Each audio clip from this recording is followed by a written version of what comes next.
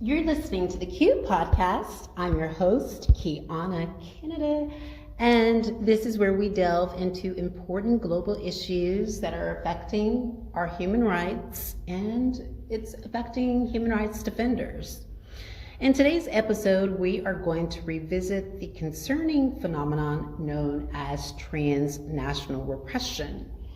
Again, I speak very publicly and intimately on this particular subject because it is quite serious, and although I have not experienced the severity of transnational repression, I have experienced a great deal of it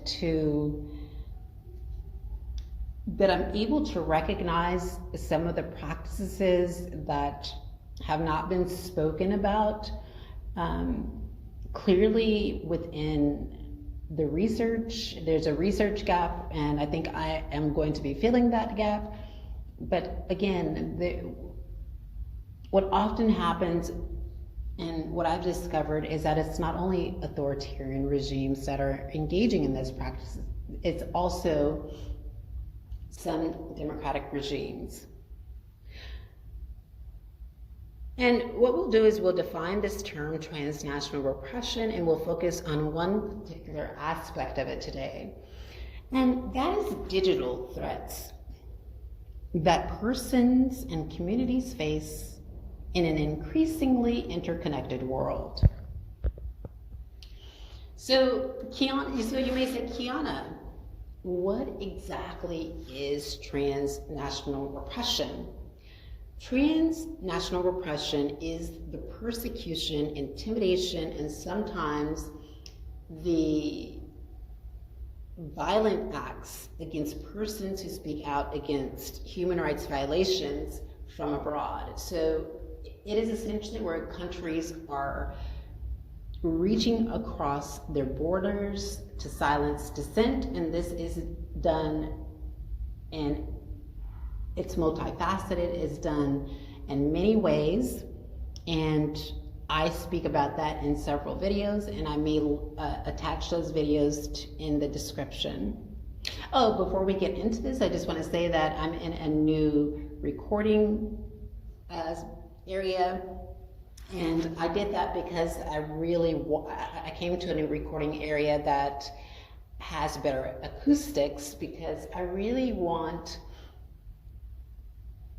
the audience to focus on this topic today, because I think it is essential to understand an aspect of transnational repression, and I don't want there to be any disturbances that will take your attention away from this particular episode. So this nefarious practice involves the use of various methods, of course, to suppress dissent and punish those who dare to challenge the status quo. The status quo could be different to different people, and the status quo is often different in different nations. It's not always the same in one nation to the other nation. The status quo is different. And one significant aspect of transnational repression is the deployment of digital threats, and that is quite frightening, I think. If you've experienced it, you would understand you can understand exactly how this affects a human being and what they may be going through. There are a lot of activists and journalists that are speaking out against this form of, or this aspect of transnational repression. But in an era driven by technology and connectivity, because we live in a world now that everything is done online. So we have smartphones, we have emails, we have laptops, we have iPads, everything is done online, everything is connected to the internet. And because of this, digital threats for the agents of persecution have become a favorite tool to monitor, to control, and to ultimately silence dissenting voices. So one prevalent tactic used by agents of persecution is co-opting countries to facilitate their repressive efforts. And through leveraging their diplomatic relations, economic ties, and even outright pressure, because some countries have to be coerced in order to,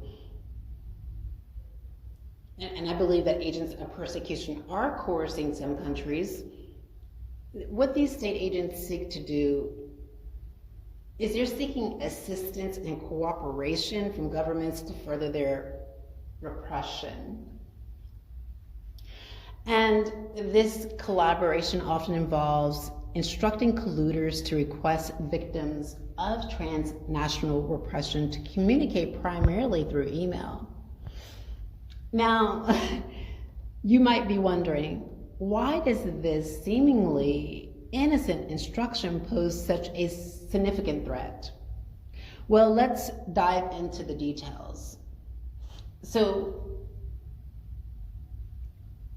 again, when I have lived experience with transnational repression, I am a bona fide asylum seeker, and it was just only by happenstance that I came upon this practice. I was an asylum seeker in another nation, and I was attending university, and one day at the beginning of the semester, my professor said, "Hey, if you could be an expert in anything, what would you be an expert in?" And I was like, maybe I want to be a country conditions researcher. I want to research whether or not specific conditions are safe for specific people. And it was then like I had connected my experiences that I was encountering within direct provision to what I wanted to do with my life and to what would come later. So again, I understood this to be a form of repatriation, but later I discovered that this was, of course, a form of transnational repression. But let's get back to why state agents want the victims to communicate primarily through email. Well, first, by requesting communications to be sent via email, what agents of persecution effectively do is they're circumnavigating around the laws of confidentiality that may exist in other communication channels. So what do we mean by this? So if I am sitting in an office in a solicitor's office, there is supposed to be attorney-client privilege if I am that solicitor's client. Howsoever, if a communication, if I'm, let's say, out on the streets and we're talking, then there is really, or if I'm in a bar and I'm talking to my lawyer, you know, there's probably no attorney-client privilege there because we're just speaking and having dinner or having a good time. If you ever go out and just like, if your lawyer is your friend. I've never been out with my solicitor before, but you get the picture. Like sometimes that's why businesses are often always done within the office. Contracts are always done within the office because it's more professional. And I think it carries more weight than it does, like, let's say, for instance, if you're signing a contract in a club or something, you don't have a real opportunity to elaborate on the details and focus on the details of the contract, or maybe there's not a sense of confidentiality in those environments. So again, if an organization, I'll give you an example. If an organization were to provide confidential information to the very agents of persecution themselves, what this would do is it would undoubtedly violate their bylaws. It may also constitute a breach of contract. Nevertheless, if such communication were conducted through email, the organizations may manage to avoid being perceived as complicit simply because they did not physically hand over the confidential information themselves. So as you can see, like sometimes email communication is a loophole in certain aspects. Again, I believe that email is very convenient and it's fast, it is helpful, it gets to its intended recipient sometimes, but sometimes that email can be intercepted or it can be accessed unlawfully, and the person who the email was being sent to may never get the email. That's one. And two, the person who, let's say for instance, if I'm sending an email to a lawyer, or if I'm going to an organization and what I want to do is I want to speak to them about a particular issue, and they tell me, oh, write it in email. And I'm specifically talking about if you are experiencing, if you're going through transnational repression. Sometimes when you are going through transnational repression, your country of origin will co-opt the country, and they will instruct certain structures that you may go to have you send your communications via email. And these are for those structures who are cooperating with your country of origin. And again, like I said, the reason why they're doing that is because, one, it allows them to access that communication.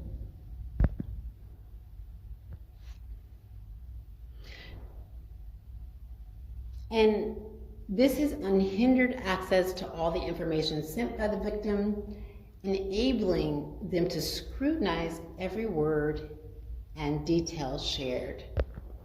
Secondly, requiring victims of transnational repression to communicate through email allows agents of persecution to control the narrative.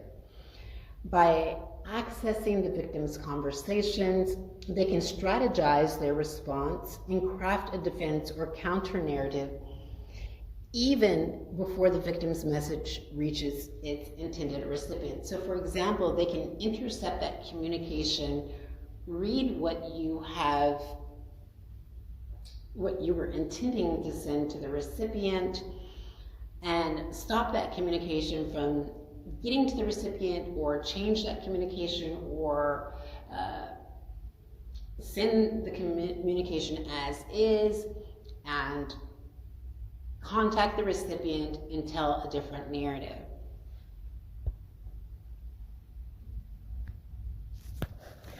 So further, let's reiterate, because this is perhaps the most disturbing.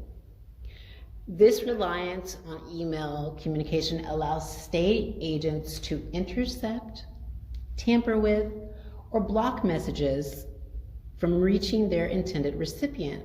And by controlling the communication channels, they can prevent vital information from reaching supportive organizations, human rights defenders, and even family members who may be outside their reach.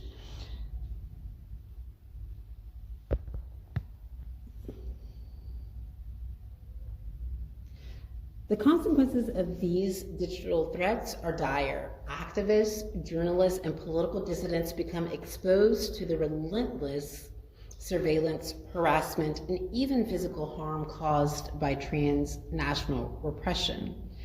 We know that our brave efforts to contend with and to fight for justice and human rights are being stifled every day. And what this does is it leads to a chilling effect on freedom of expression and democracy worldwide.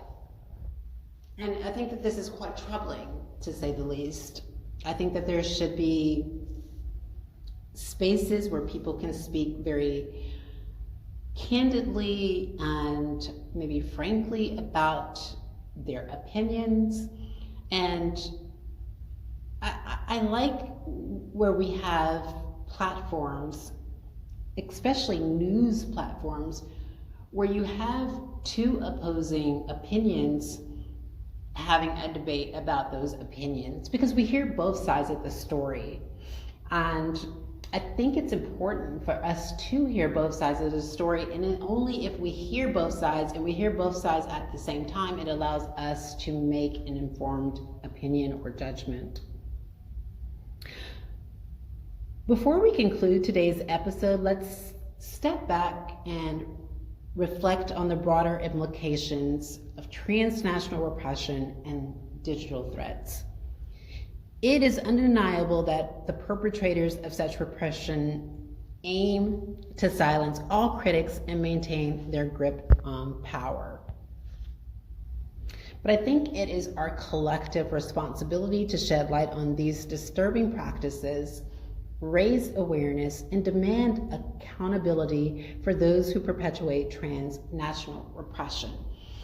Again, it's important to understand that you have to have power to perpetuate transnational repression, and that is often someone that is working within a government or a governmental agency.